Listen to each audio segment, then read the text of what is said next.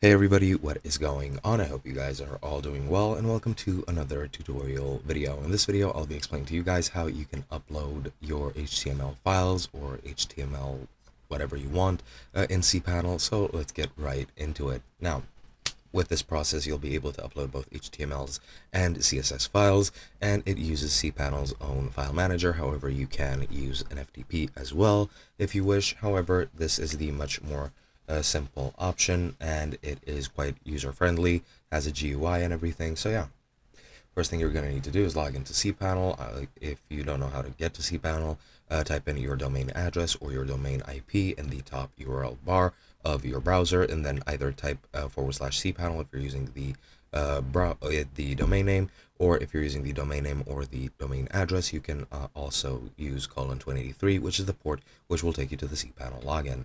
Then you can select the file manager through the files menu, and then you just need to go into your public HTML folder. This is where your HTMLs will be. It'll either be in public HTML or www, but once you're there, you can then just add any HTML files you want.